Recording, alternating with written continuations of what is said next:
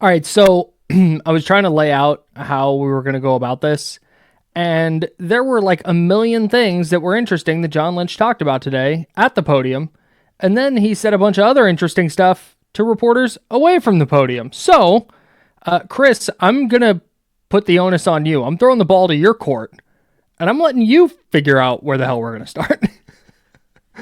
Okay, so I there wasn't like a whole lot of breaking news. Like he did Right. address a bunch of things which, GMs typically do, but there wasn't a whole lot of stuff to take away in terms of like, oh, this is happening. It was just kind of a lot of updates, but I think one that really stands out to me was when he told, I think he told the beat reporters in a side scrum. I read this from Matt Barrows at The Athletic, of course, friend of the podcast and author now.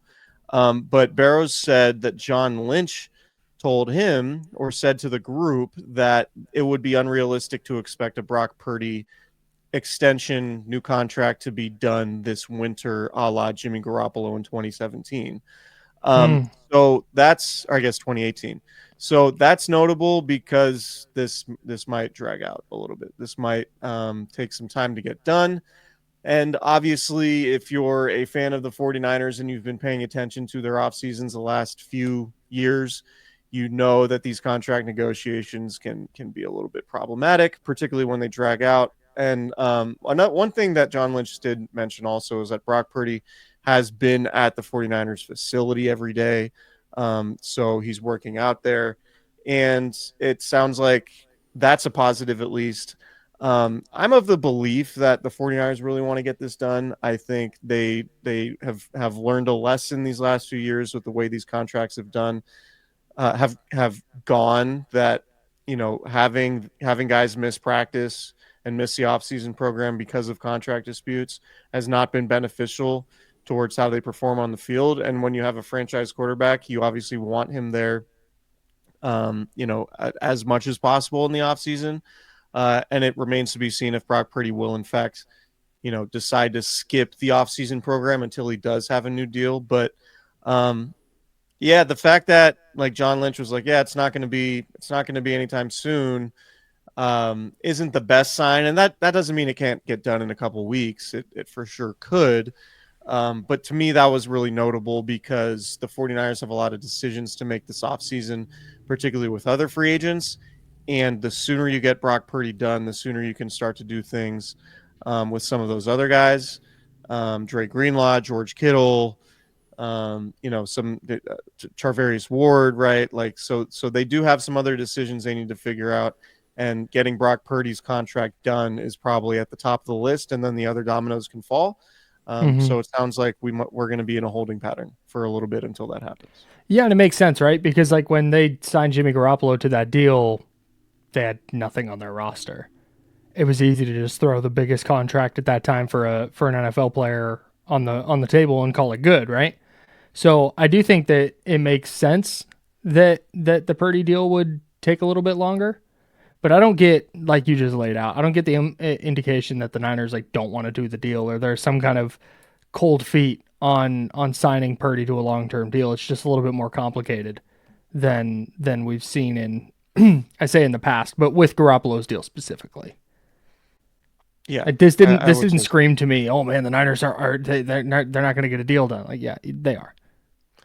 right. It's just going to be about timing. Mm-hmm. And we'll see. I mean, we'll see how contentious this gets. The 49ers have done, they like, there are two sides of it. They've done a good job at having manageable contracts, and they've been Mm-hmm. able to get out of some of their bigger contracts. And they've been quote unquote team friendly, but they have had to relent in recent years. I think really starting with George Kittle, the Mm-hmm. way the guarantees worked on his contract was different than the other contracts that they signed. And then I think some of the other star players saw that, and the 49ers got kind of backed into a position that they didn't want to get to with the structure of some of these deals. And it's become more complicated, more difficult for them to get a lot of these deals done because of it. Mm-hmm. But I think by and large, the 49ers have done a good job from a contractual standpoint. Like Parag Marate is good with the salary cap. The fact that the 49ers have as many good players as they do under contract and they're able to make that work is ultimately good for them. But the other side of that is, man, some of these dudes are going to miss training camp. Some of these negotiations are going to get elongated. And that's ultimately not what you want. And I think the 49ers have realized that by the way, Brandon Aiyuk's contract went last year. Trent Williams' contract went last year. Christian McCaffrey to a certain extent. Like they can make it easier on themselves by getting these deals done sooner rather than later. And they haven't been doing that in recent seasons. Yeah, no doubt. The thing that jumped out to me the most that John Lynch said is that there's a lot of good players in this draft. Your thoughts? It's 320 some odd football players. A lot of good players. A lot of talent, a lot of depth in this draft. The questions. I always enjoy when people ask questions about like, what do you think of this draft class? It's like the answers are always the same. Every year, you could copy paste that answer for every class. Yeah, it's just that's how it's gonna go. I want to talk about the two receivers, Deebo Samuel and Brandon Aiyuk, because Lynch discussed both of them. With Deebo Samuel, he more or less confirmed that they're going to grant his wishes and make it so he's not on the 49ers anymore, whether that's via trade or release. And I think that makes sense for the most part. Yeah. Nothing he said about Deebo really stood out to me. He said they're not interested in trading him, but also he wants to be traded, so they're going to try and facilitate that. A lot of interest around the league per Lynch. Yeah, I mean, that's what you say when you're trying to get a return from a player. Sure. Or for a player. I don't really subscribe to the fact that there is a robust market of teams looking to trade for Deebo. I think a smart team would probably look at the situation and say, he's not super valuable on that contract, on that particular dollar amount. Mm-hmm. And the production declined so precipitously last year that if I were a smart team who did want to potentially bring in Deebo, I would just wait for the Niners to cut him. Right. But there's always one team, right? Like Jerry Jones gave the Niners a 4th round pick for Trey Lance. Just as an example, like there's always, not always, but sometimes it only takes one team to just completely, to offer way more than anybody else ever would. So, and honestly, it wouldn't surprise me at all if the Cowboys came in with a draft pick offer in a trade for Deebo, and I think the Niners would absolutely oblige. But otherwise, I'm kind of expecting Deebo to get released. And the 49ers will eat the dead cap money. Whether or not they spread it out over the next 2 years, we'll see. Mm-hmm. I actually think, and Nick Wagner, our buddy at ESPN, made this point, it might just be smart, instead of giving him a post-June 1 designation on the release, just eat all the money this year while Brock Purdy's contract his cap number is presumably the smallest it's going to be over the next 5 or 6 years. And yeah, it sucks to have a $31 million dead cap hit on your books, but it could be a lot worse. And after the season, it's gone. There's no more Deebo money. Yeah. You're not kicking the can down the road. So I do think there's logic to that too. And correct me if I'm wrong on this. Cutting Deebo or releasing Deebo, whatever you want to say, let's say without the post June 1 cut, they eat $30 million in dead money or whatever it is. That $30 million in dead money is already accounted for. It's already spent against their cap. Yeah. So it's not like they're spending an extra $30 million. Right. It's there no matter what. It's there no matter what. It's just the decision is, do you make it so I think it's 31 million. And I think with a post June 1, you take 20 million this year and then 11 million next year, I think. So yeah, I mean, if you just want to, going back into the 49ers history of contract negotiations or structure, they typically have small cap numbers in the early part of the contract, even though the average annual salaries can be massive. Say they sign Brock Purdy to a deal that averages, $55 million a year. I would imagine the first year, his first cap hit this year would probably be something like $12 million. right? Before it Mhm. eventually gets to like 70 in 5 years. You know what I mean? Just so while Brock Purdy is on this hypothetical $12 million cap hit for 2025, that makes it more palatable to just absorb the entirety of Deebo Samuel's dead cap number this year instead of, maybe Brock Purdy's up to $25 million as a cap hit in 2026. And then you're trying to navigate that and, Mhm. another 10 million from Deebo Samuel when you could have gotten it all done in 2025, if that makes sense. I think that's No, it the does. logic in doing it. So Lynch also got asked about Diana Rossini on her podcast Scoop City said that there are teams poking around about Brandon Aiyuk, about trading for Brandon Aiyuk. And Lynch got asked about that and said, yeah, that typically happens with really good players. I remember, I think 2 years ago, having similar conversations. You get calls and you always listen to calls. I think since Kyle and I have been here, we've been certainly a top 5, I believe, number 2 cash spending team in 4 years, blah, blah, blah. And goes on to talk about their cash spending. I would be shocked I think what's happening with the Brandon Aiyuk trade calls is there are teams saying if the Niners will sell low. And so maybe the Steelers are going, hey, will you take a 6th for him? That's what I'm imagining is happening with Brandon Aiyuk trade calls. I don't think teams are offering market value for him, seeing if the Niners will move off of him. Yeah, I would be really stunned, honestly. Like they signed Brandon Aiyuk, understanding that, or with the hope that he would be, their top receiver for the next couple of years at least. Mm-hmm. It might not happen this year, just in terms of like getting top receiver type production, just because he is coming off that injury and we don't know when he's going to be back. But I think it would be silly for the 49ers to go through everything they went through last year, sign him to that contract, and then just trade him after he tears his ACL. You're not getting value. To your point, you would be selling really low on Brandon Aiyuk, and you wouldn't be getting value. And I haven't looked, but I would imagine there would just be a massive dead cap number. Yes, You'd basically be paying a whole lot of money for. I don't know. What would you get for Brandon Aiyuk in a trade right now? A 3rd round pick? I was going to say like a 6th. No, I mean, I don't know. It's hard to imagine. It's not going to happen. It's really not going to happen. Brandon Aiyuk comes back, has a decent season after he comes back from the injury. Say he's back to 100% in 2026. He has 1,400 yards and 10 touchdowns, and the 49ers have one of the best offenses in the league.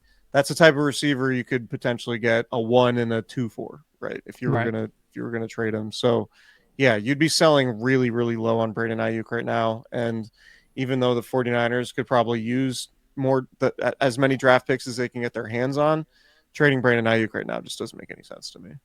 Yeah, same.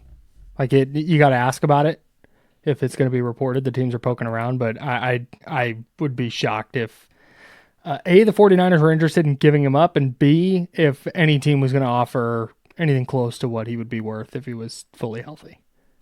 Yeah, and I saw in that social clip going around with that podcast, Chase Daniels said, Totally if insane. 49ers are interested in trading Brock Purdy, then Purdy should not sign long term with them and play out the remainder of his deal. Like, so you're gonna ask Wild Brock Purdy, who could make 140 million in guaranteed money this year, to play on the last year of his rookie contract, for 1.1 million or whatever it is.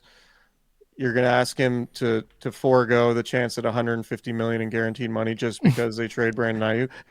Do you know what the 49ers would say if Brock Purdy walked in and said, "Hey, I heard Die on the Scoop City podcast say that people were sniffing around about Brandon Aiyuk. I'm not signing a contract. Goodbye.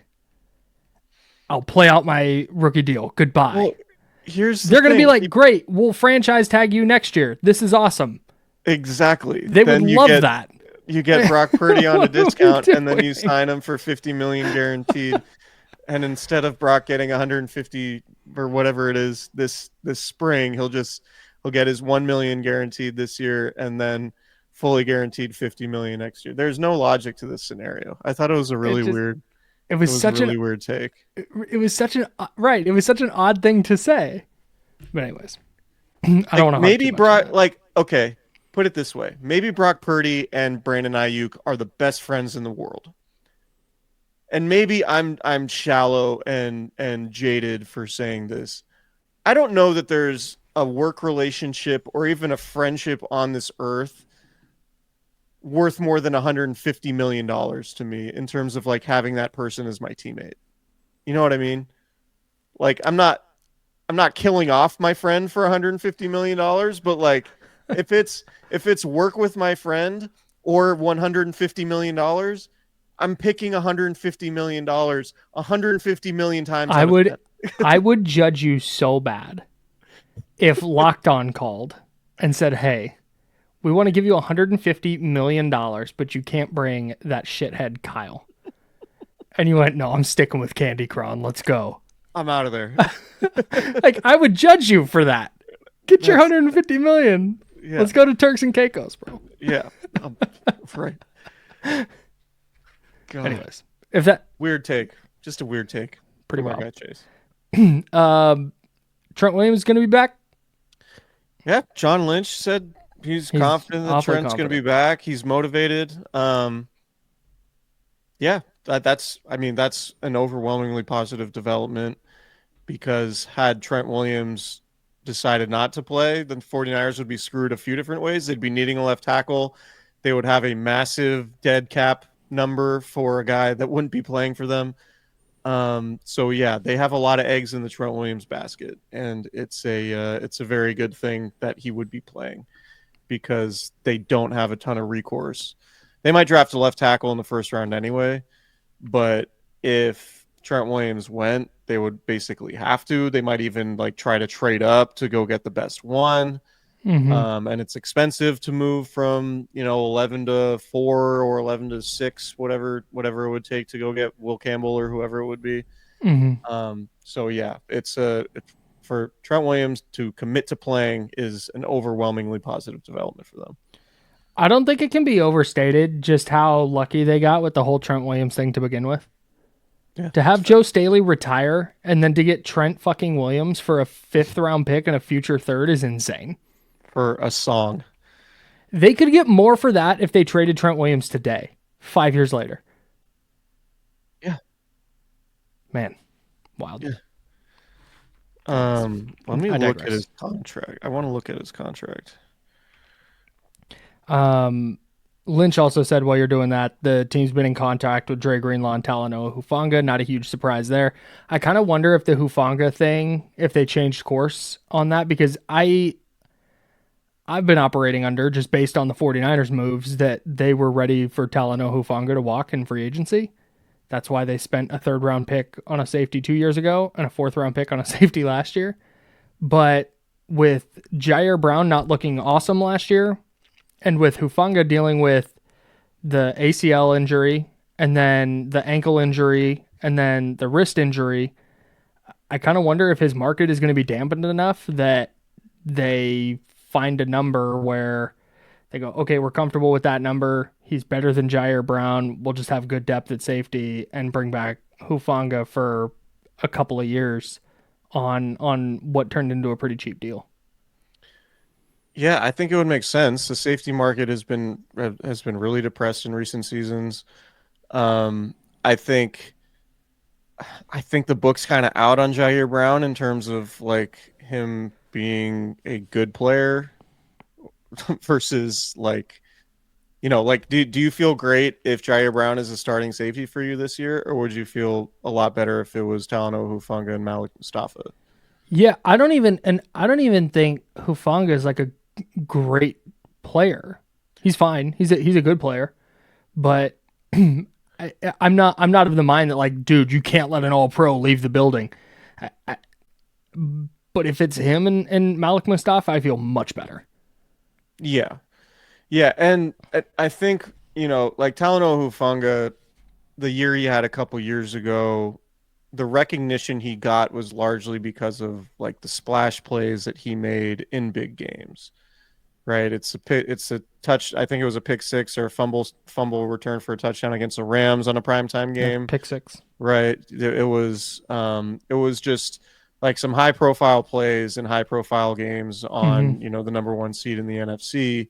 That's a pretty good formula to get to an all pro nomination. But I think in reality, he wasn't a perfect player. Like he would have bad eyes and coverage sometimes. I remember there was a game late that season against the Raiders when the Raiders were throwing the ball all over the Niners. A lot of it was because Talanoa Hufanga was just sort of out of position in coverage deep downfield. And I think that frankly, that year was a weakness in his game. And I think he has a knack to be overly aggressive. And he's talked about this stuff. Like he'll shoot his gun too early and can get manipulated by play action and misdirection and things like that, and then leave open spaces deep down the field. Like that's problematic, but he can also be a really good box safety, and he can make plays for you and cause turnovers. So there's some give and take there for sure. But at the right dollar amount, I would absolutely be fine with the 49ers bringing him back. I wouldn't make him the highest paid safety in the league and sign him to a 6-year deal or anything like that. But I wouldn't have a problem with it, in large part because I don't know if Jair Brown is going to be a plus level starter or a liability. I'm more inclined to think after what we saw from Jair Brown last year that he might be a liability. So maybe you bring back Hufanga and pair him with Malik Mustafa.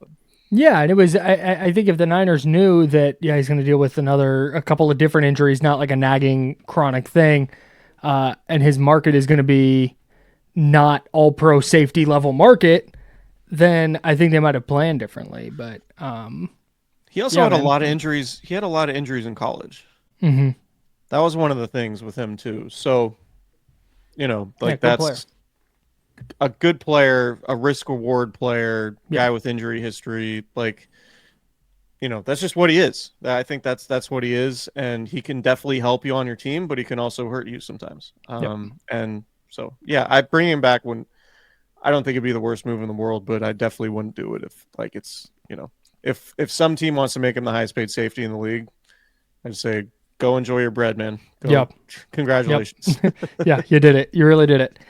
Speaking of bread, did you find that Trent Williams contract? Yeah, it would be a $56 million dead cap hit if Trent Williams retired. And maybe they would work it out to where they'd redo the contract and there'd be like some void years so they could spread it out a little bit. But $56 million for a guy that you thought would play and didn't would be an all-time disaster, just based on the fact that like Trent Williams missed time. You restructured his deal last summer so he could get more guaranteed money. To have him just like retire would just be brutal. That would be tough. $56 million dead cap hit would be tough. Yeah. On top of the fact you'd be now needing a left tackle. That'd be a nightmare. Yeah. So, nightmare avoided. The more we talk about this, the more I think they're going to take a tackle this year. In the first round, specifically. Yeah, unless they're like, this is an awesome draft class, and there's a guy that we think is going to be there in the second round, who can be a left guard and then a left tackle. Then maybe they go that route. But I just, if you're needing to replace Trent Williams, you're not going to be able to do that in the back of the first round. Yeah, I mean, there's a chance that they just say, I definitely think there's a chance they take a tackle this year. Mm-hmm. But I think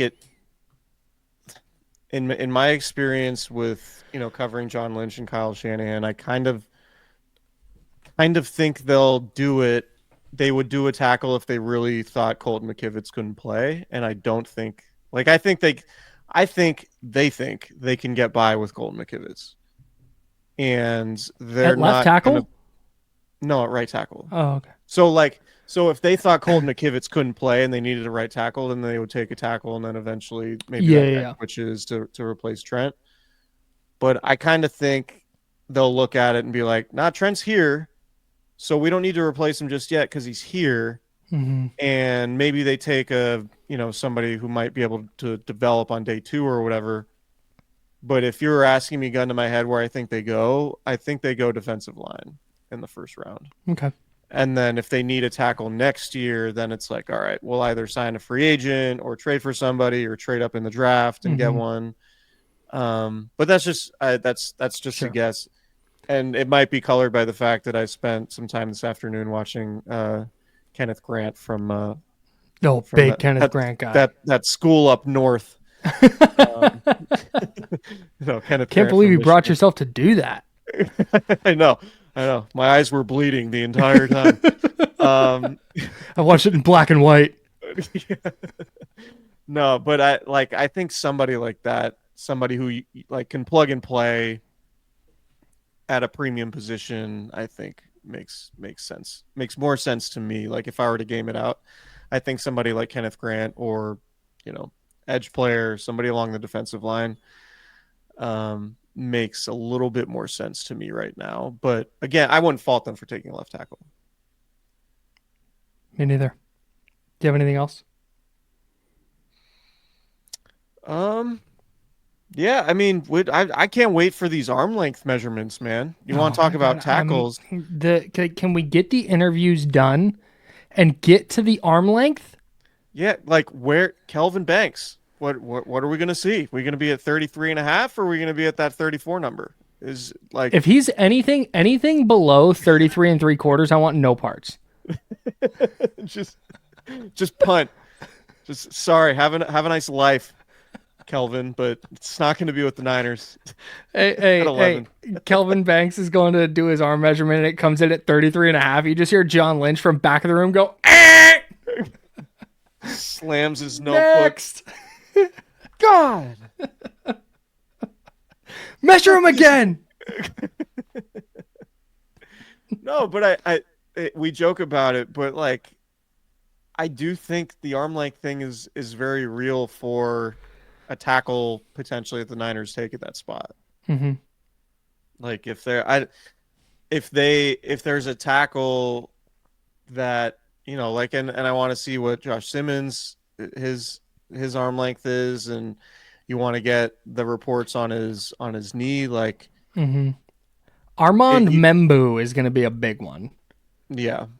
Like, give me your Membu take. Oh, you got it. From what I understand from people who know more about this stuff than I do, Daniel Jeremiah called him the most technically sound offensive lineman in the class. But he also might be small. He might be a small guy. So that's something I'm watching very closely for, because if he has the requisite size, that's a player I could see the Niners taking and just being like, hey, he can fill in, he can start somewhere, and we'll figure that out later. But if it's not at left tackle, then I think they're out. Yeah, I don't think they would take a tackle at 11 if he didn't fit their arm length measurables. I just don't. Correct. I think maybe, third, fourth round, like Dominic Pooney. I know he's a guard, but like that's the type of offensive lineman I see them drafting. So that's the other thing, is if they're going to take an offensive lineman, and we have plenty of time to break all these takes down, but if they're not playing tackle, they're not going 11th. Right. Or if they're not playing tackle long term, I should say. Yeah. Then I don't. Which is why I think Simmons, and we'll have the Simmons discussion, but I think Simmons makes probably the most sense at 11. But then you're like, all right, he's coming off a knee injury. Are you willing to potentially look at his first season as a redshirt year? Or do you need a more immediate contributor? Like, I think that's a real conversation, because it's like, if he's coming off an ACL, like, do you really want to rush him back? And are you going to have him, switch positions while he's recovering from the ACL? Like, that's, these are questions that the Niners are going to have to, or I'm sure they're already discussing these things. But I think with how complicated the tackle conversation is at 11, to me, it's just like, well, you have Kenneth Grant there, who's 340 pounds and like can move like a 260-pound guy. Like, I don't know. I think it's a more simple decision when you look at some of these guys on the defensive line as opposed to the offensive line, is how I'd say it right now. For sure. Get out of here. All right. Subscribe to our YouTube channel, youtube.com/@Candlestick Chronicles Podcast, or just search Candlestick Chronicles on YouTube. We're the first thing that comes up. We're available wherever you get your podcasts. Send the YouTube link, send the podcast link to all your friends. We're going to be doing a ton of free agency stuff, ton of draft stuff. It's a good time to start listening to Candlestick Chronicles, and we'll talk to you guys next time. See you.